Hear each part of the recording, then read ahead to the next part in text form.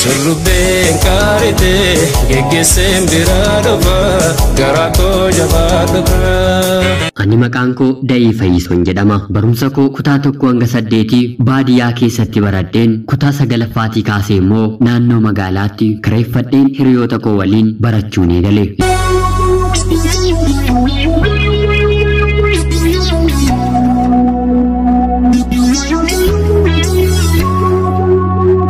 Kutaa 9ffaan baradhu kanattis guyyaa tokko hiriyaan kiyya kootu mana keenyatti dubbisna jettee mana isheen kireeffattee keessa jiraattutti na waamte. Haa ta'uutii mana ishee ergan deemee booddee kitaabni ani guyyaa sanaaf qayyabachuuf barbaade ishee bira waan hin jirreef kitaaba sana fudhachuuf galgala sana anaa fi ishee gara mana kiyyatti qajeelle. Haa ta'uutii otoo deemaa jirru galgala sana dargaggoonni lamaan karaa irratti nu marsanii. Anis sursuraa'ee waan jiruuf baay'ee rifachuudhaan dargaggeessa isa gara kootti dhufaa jiru sana ofirraa darbadhe. Fiigichaan biraan kute. Yeroo kanatti dargaggeessi kun duuba koorraa fiiguu waan jalqabeef fuuldura kiyya dargaggeessi obboleessa koo natti fakkaate uffannaa fi deemsaa wal fakkaatan imalaati ture. Anis yogguun isaa argu obboleessa koo isa se'een fiigeen isatti marme. Haa ta'uutii yeroon ol jedheen fuula isaa keessa ilaalu obboleessa koo waan hin taaneef rifannaa gara biraan na qunname. Yeroo kanatti innis haala kiyya baree homaa miti obboleettii koo nahiin anis obboleettii keessii ta'uu nan danda'a jedhe. Akkuma inni kana natti dubbateen yeroon duubatti deebi'een dargaggeessa sila na ari'aa ture ilaalu duuba kiyya hin jiru. Hiriyaan koo sunis fiigdee nu qaqqabde.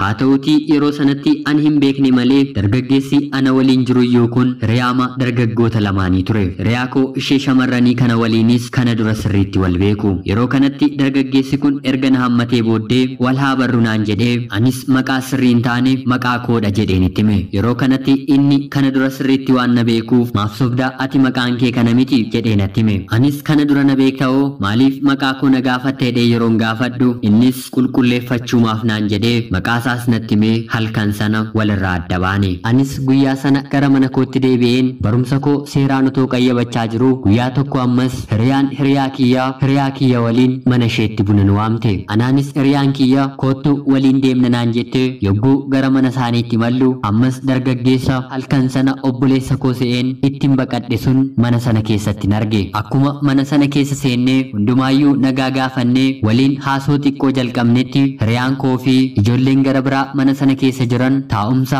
walitti nu dabarsanii innis halkan na arge sanaatii kaasee akka baay'ee na jaallatuu fi jaalala kiyyaan rakkachaa akka jiru natti hime. Anis mana sana keessa namoonni hedduu waan jiraniif qaanii guddaa fi saalfiin na qabus haa ta'u malee garuu akkuma inni ija jabaatee namoota keessatti na gaafate anis ija jabaadheen yeroo ammaa kanatti jaalala hin jalqabne kaayyoon koo jaalachuu otoo hin taane baradhee maatii koo fi ofiif jireenya jijjiiruu dheedheen guyyaa sana ofirraa deebise. Haa ta'u malee garuu yeroo baay'ee irra deddeebiitiin waan wal arguu jalqabneef gaaffii jaalalasaa otoon dhaga'een buluun dadhabe. Turtii yeroo muraasa booddees yeroo hedduu waan na qo'achiisuu fi bakka naaf hin galletti sirriitti waan na gargaaruuf anaanis waa'eensaa yaaddoo natti ta'uu jalqabe. Haaluma kanaanis gaaffiisaaf tole jedheen jaalalasaa simadhe. Jaalalli keenyis baay'ee daran nutti ho'uun guyyaa tokkoyyuu otuu wal hin argiin oollee bulleen beeknu. Kanumaanis inni yeroo kanatti barataa kutaa 10ffaa animmoo kutaa 9ffaa waan ta'eef bara kana barumsa addaan kuteen bara ufu kutaa 10ffaa waliin baranna naan jedhee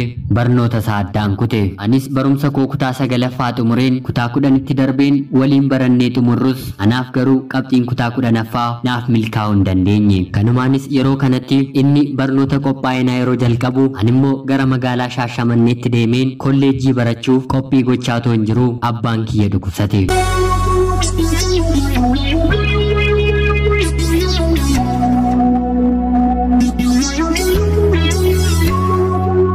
Anis sababa abbaan kiyya dhukkubsatetti barumsa barachuuf hin qophaa'ee dhiiseen abbaa kiyya yaaluuf manatti hin deebi'e. Haa ta'uutii yeroo dheeraa abbaa kiyya yaaluu fi mana yaalaa garaa garaa geessinus lubbuunsaa dachee kanarratti nuuf hafuu hin dandeenye. Anis gadda kana hundumaa ergan dabarsee booddee kun hunduu hojii rabbiiti jedheen maatiin kiyya gargaarsa waan hin qabnee fi obboleessi koo yuunivarsiitii baratu rakkachuu waan danda'uuf harmee kootiin biyya hambaa deemeen dalagachuun qaba jedheen akkuman ishee mariisiseen hiriyaa kiyyattis imimmaa walitti harcaasaa obbolaasa otoo boonyuu gargaarsa waaqayyootiin rakkina injifachuuf biyya hambaatini malee. Haa ta'uti biyya anitti malee Saawudi Arabiyaa keessatti maatiin na qunname bilbila naaf bituuf eeyyamamu waan hin taaneef gara maatii kootti akkan bilbiluuf ji'atti al tokko qofaa naaf eeyyamu. Anis yeroo kanatti ji'a tokko maatii koof ji'a tokko hiriyaa koof utoon bilbiluu waggaa tokkoof walakkaan hojjedhe. Hojiin manicha keessaa waan natti baay'ateefis nagalchaa hidhee yeroo gaafadhu tole na jechuu didanii inumaa dabarsanii dabalataan hojii firoottan isaanii na hojjechiisu.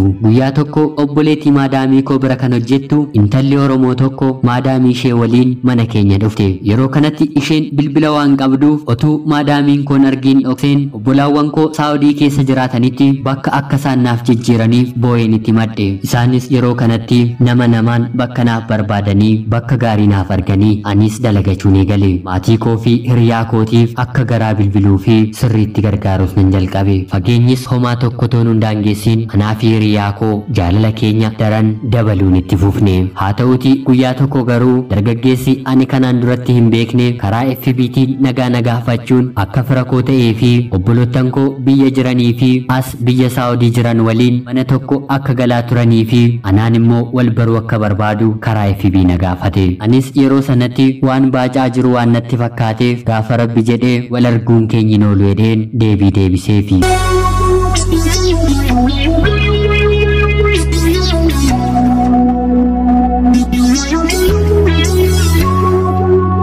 Mucaan kunis guyyaa kanaatii kaasee yeroo hedduu irra deddeebisuutiin maaliif guyyaa tokko wal hin arginu jedhee otuu addaan hin kutiin na gaafata. Anis guyyaa tokko maadaamiin koo ayyaana Ramadaanaa obboleessa kee biratti deemii umrii godhi jettee akkuma naaf eeyyamteen otuun suuqii fuuldura dhaabbadhee kaardii bitachaa jiru dargaggeessi kun bakka hin jiru na gaafate. Anis suuqii bakkan kaardii bituutiif maddiin dhaabbadhee yeroon itti himu na eegii manni koos achuma dha'ee fiigee na bira dhufe. Kana duratti ijaan argee waan hin beeknee fi fira dhawaan naan jedhee akkuman argeen ija obboleessaatiin hin dubbise. Kanumaanis sin gaggeessa naan jedhee otuu wookii waliin deemaa jirru maatiin kiyyaa fi firoonni kwaasidhaa koottuu ayyaana nu biratti gorii deebi'e akkuma naan jedheen anis guyyaan kun ayyaanadhaa fira baruun gaarii ta'edheen yogguun mana saasa waliin goru. Haa ta'uutii garuu mana argan seenee booddee maatii saas haa ta'u innis anaaf fira hin turre. Akkuma mana gaheen natti jijjiirame. Battalumaan balbala cufachuun bakka hin taane na rukutee wanta barbaadus narratti raawwate.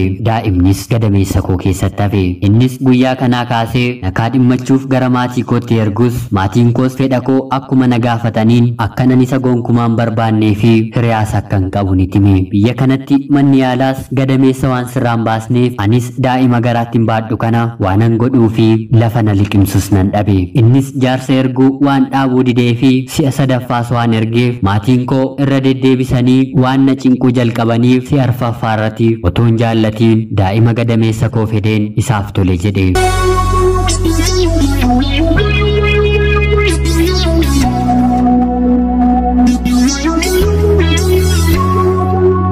Yeroo qabanii niikaa hidhuuf guyyaan muraasni yeroo hafuutti waanan cinqamaa jiruuf anaan baay'ee na dhukkubuu fi ignis gar malee narra dhangala'uu jalqabe. Yeroo kanatti gadi baheen mana yaalaa naannoo keenya jiru deemus hakiimni sun haalan irra jiru sodaatee bakka biraatti riifarii naaf barreesse. Torban tokkoofis of wallaaluun yeroon of beeku kanatti dooktarri onneen kee waan baay'ee dadhabeef daa'imas narraa baasu isaanatti hime. Anis waan ta'etti baay'ee gaddeen sababa eeyyamaatti guyyaa 10 ol mana yaalaa keessa turus waan hin dandeenyeef otuu dhukkuba koorraa bayyaan nadheen fayyiin badeen keessaa bahe. Haa ta'utii yeroon mana yaalaa kana keessaa bahu niikaanis hidhamee gurbaan kun ammas dirqamaan na wajjin taata malee jedhee ganamaaf galgala akka haadha manaasaatti na reeba. Otuun biyya ormaa keessatti ganamaaf galgala boo'uu ammas mucaan dirqiidhaan gadameessa koo keessatti na hafe. Haa ta'utii isaaf mucaa godhadhus anaan akkam na jaallachuu dadhabde jedhee reebichii fi gara jabummaansaa guyyaa tokko narraa fagaateen beeku.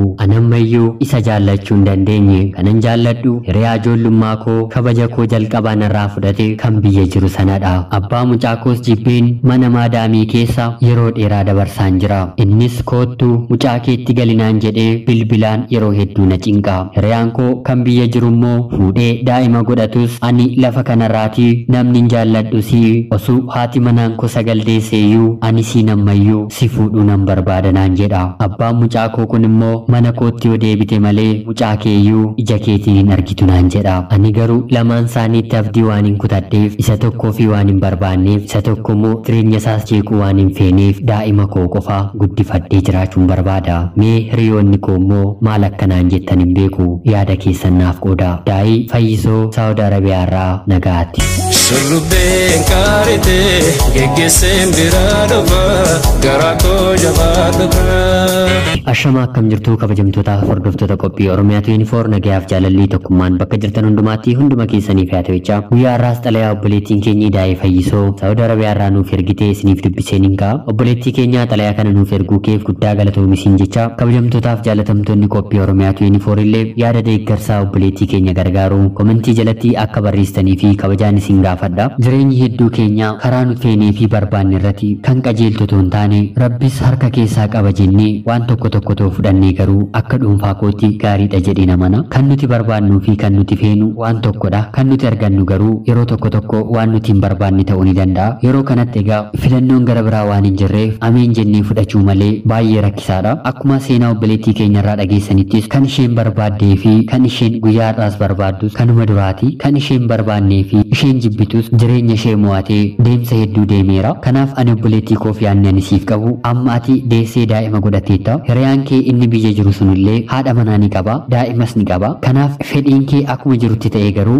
namicha abbaa mucaa kee ta'e kanaatiif jaalalatu jalqabdee yookiin kan kana dura balleessite irratti dhiifama gaafatee isa waliin jiraattee kan jedhu yaada siif hin qaba. Inni kan sireebuu fi kan sitti dheekkamu sababa ati hin jaallanneef waan ta'eef ati immoo wanta kana jaalalaatiin yoo irratti hojjette moo waan dandeessuuf namni kamiyyuu lafa kanarra jiru immoo gara jabaataa fi hamminaa waan nutti fakkaatus hedduun keenya garuu namoota garaa laafanii fi namaaf akka dhuunfaa isaaniitti yaadan waan ta'eef lammaffaa irratti immoo abbaa mucaa keedhas waan ta'eef kabajjee otoo waliin jiraattee kan jedhu yaada siif hin qaba. Kabajamtoota hordoftoonni qophii Oromiyaa 24 illee yaada waan siif laataniif yaada isaaniis walitti qabattee kan koos akka nama dhuunfaa tokkotti fudhatee otoo yaada murtee mataa kee murteeffattee kan jedhu yaada siif hin qaba. Kabajamtoota hordoftoonni qophii Oromiyaa 24 illee yaada gaarii jireenya ishee gara fuulduraatti utubuu akka qooddanii fi kabajaan isin gaafachaa namoonni chaanaalii keenyaaf haaraa taatan anaa dhufuu kun Oromiyaa 24 guyyaa guyyaatiin xalayaa jallaa fi seenaawwan jireenyaa nama barsiisuuf bashannansiisuu danda'u isiniif qooddee waan dhiyaatuuf isinillee sabskiraayib gochuun maatii keenya taatanii xalayaa jaalalaa yookiin seenaa jireenyaa nama barsiisuuf bashannansiisuu danda'u karaa teelegiraamii lakkoofsa bilbilaa keenyaa diskiripshinii viidiyoo kanaa jalqabaa jalatti kan argamuun nuuf qooduun akka irratti hirmaattan kabajaan isin gaafachaa. Laayik, sheerii fi sabskiraayib gochuun deeggarsa keessan ammayyuutti fufa. Haga yoonaatii waan dhaggeeffachaa turtaniif guddaa galatooma. Waaqayyoo araarasaa addunyaa kanaaf haa deebisu jechaa qophii gara biraatiin hanga walitti deebinuti nagaan turaa horaa bulaa.